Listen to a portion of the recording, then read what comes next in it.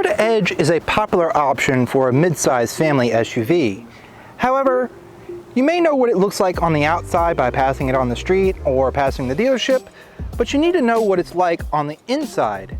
So we've decided to take you on a little journey around the interior of the Ford Edge.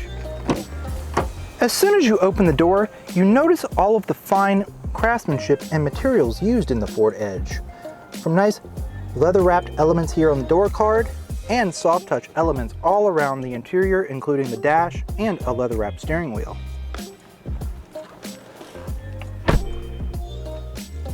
Your start-stop button is located just to the right of the steering wheel.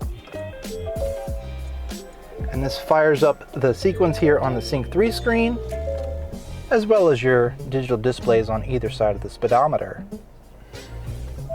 Now, if you're familiar with Ford's design language, not much has changed here in the Edge other than a few fancy upgrades.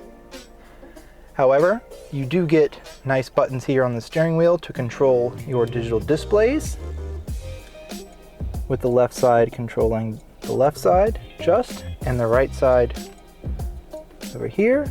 You have your phone, your navigation, and your entertainment. Below those buttons are your seek buttons for your audio, which also double as picking up and hanging up the phone, your volume controls, and your touch to talk with sync. On the other side is your adaptive cruise control settings, where here you can adjust the distance to the vehicle in front of you and your lane centering on and off. And over here on the stalk, you can turn your lane keep assist on and off. Over here are your headlight controls, trunk release, and traction control off.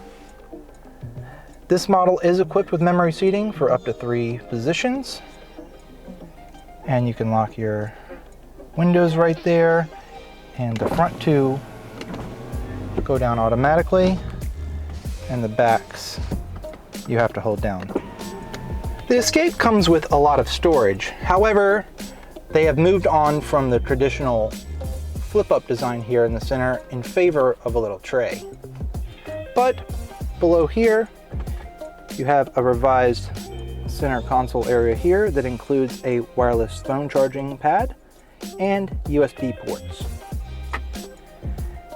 Right here, you have a nice place for your cell phone, 2 cup holders, and a little storage area back here as well, which is nice for your keys. Or you can put your keys up here in the center stack that has a removable tray, and this storage area is very deep and includes a 12-volt connection.